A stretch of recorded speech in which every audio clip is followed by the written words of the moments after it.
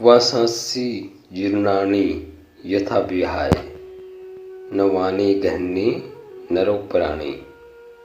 अर्थात आत्मा अमर है और शरीर नश्वर है। जैसे मनुष्य पुराने वस्त्र त्याग कर नए वस्त्र धारण करता है, वैसे आत्मा नया शरीर धारण करती है। योग कर्मसु कौशलम, अर्थात योग का अर्थ कर्म में कुशलता। श्री कृष्ण जी कहते हैं, संतुलित और अनुशासित जीवन ही सच्चा योग है। सर्वधर्मा न परित्यज्य मामेक शरण व्रज। अर्थात श्री कृष्ण जी अर्जुन से कहते हैं कि सभी धर्मों को छोड़कर केवल उनकी शरण में आए, वे सभी पापों से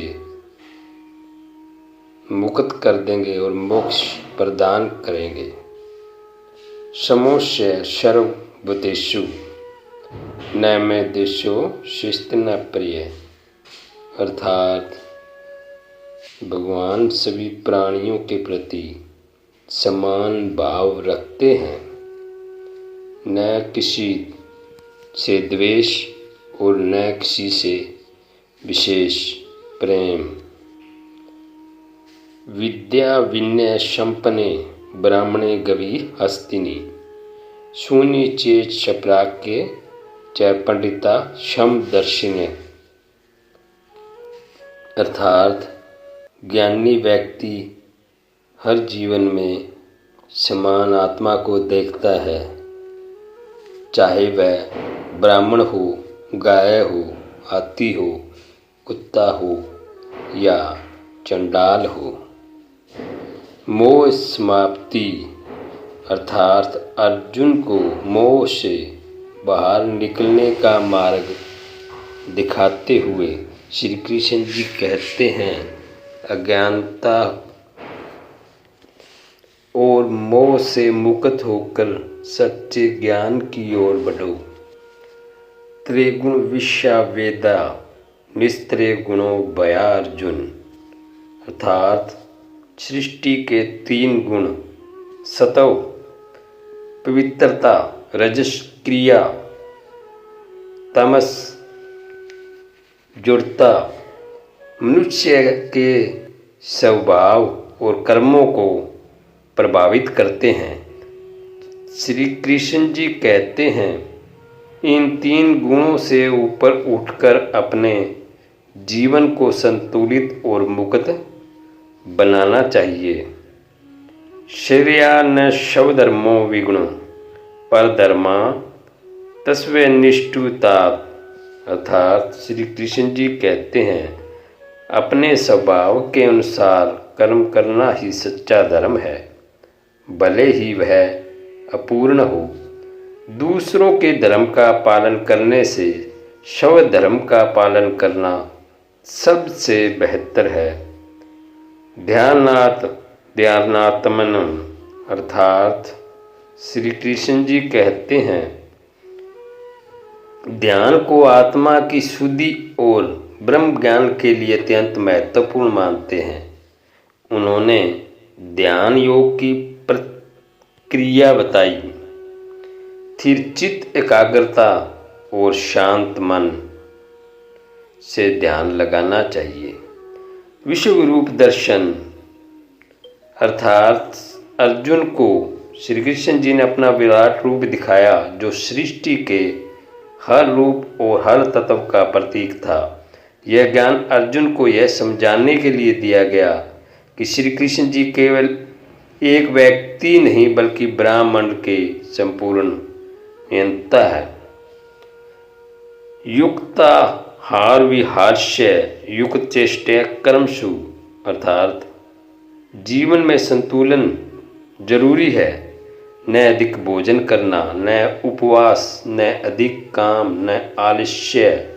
श्री कृष्ण जी कहते हैं, स्वयं और संतुलन से जीवन में शांति और सफलता आती है। त्याग और संन्यास का महत्व। त्याग और संन्यास का अर्थ अपने कार्यों के प्रति आसक्ति छोड़ देना। यह मानसिक स्वतंत्रता की ओर ले जाता है, जिससे मनुष्य सांसारिक बंधनों से मुक्त हो सकता है।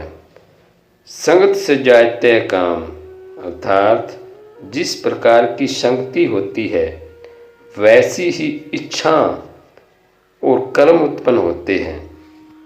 श्री कृष्ण जी ने अर्जुन को सत्संग, अच्छी संगति में रहने और गलत विचारों और कार्यों से बचने का निर्देश दिया था। न है कर्ता, अर्थात हर कार्य भगवान की प्रेरणा से होता है।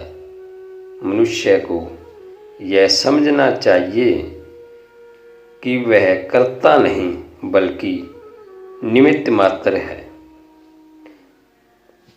अहंकार का त्याग और आत्मज्ञान की ओर पहला कदम है।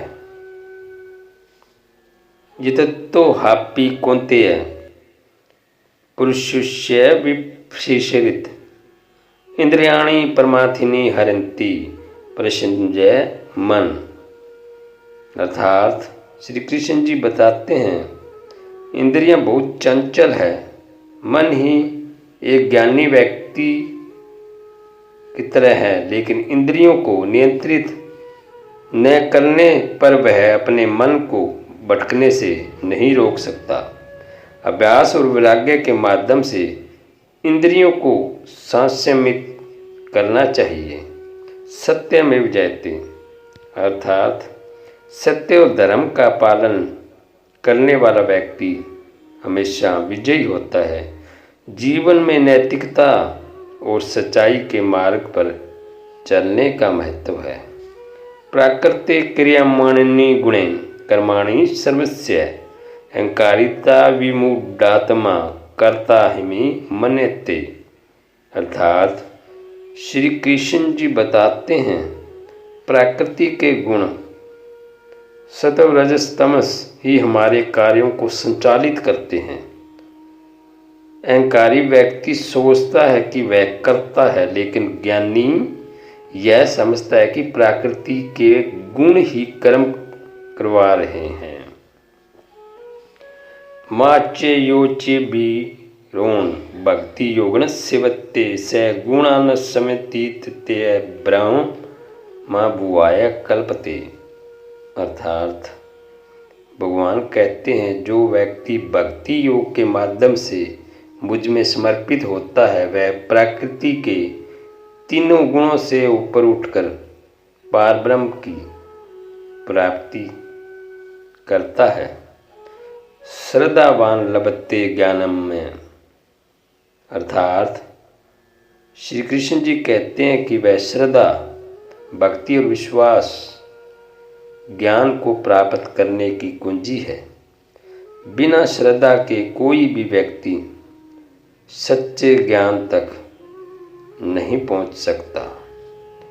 अदेष्टा सर्वभूतानां मित्र करुण एव च निर्मो निरहंकार समदु सुख दुख शमी।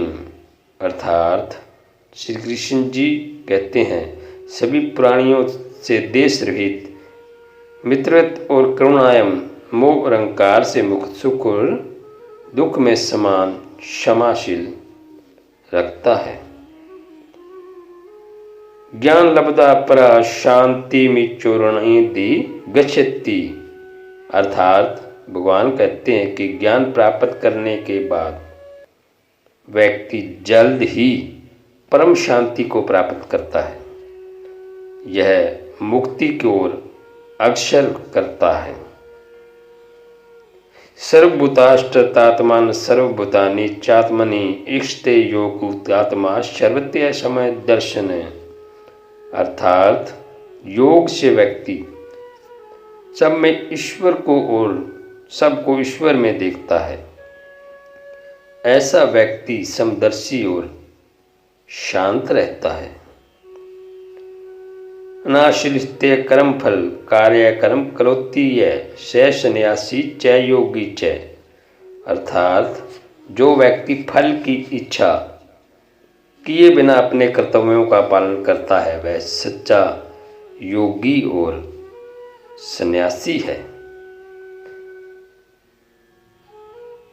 गीता हमें सिखाती कि जीवन में सभी पहलुओं कर्म भक्ति ज्ञान ध्यान को संतुलित करके आगे बढ़ना चाहिए। इसे केवल धार्मिक ही नहीं जीवन जीने की एक कला है।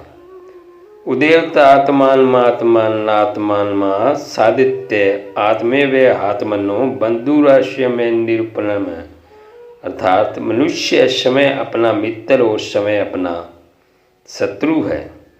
श्री कृष्ण जी कहते अपने मन को ऊंचा उठाने का प्रयास करें, मन पर नियंत्रण करके इसे अपने सबसे अच्छा मित्र बनाएं। देवी होशा गुणमी मम माया दुर्तमया मावे य च प्रद्मने माया मोती तरंत तीते। अर्थात भगवान कहते हैं कि माया भ्रम मोह को पार करना कठिन है, लेकिन जो मेरी शरण में आते हैं वो माया को पार कर जाते हैं। यो मा पश्वी सर्वत्य सर्व च मयि पश्यति तस्या न प्रणयमी स च में न प्रणश्चि। अर्थात जो व्यक्ति हर स्थान पर भगवान को देखता है, हर चीज को भगवान में देखता है, वह भगवान से कभी दूर नहीं होता। यह भक्ति और योग का चरम रूप है।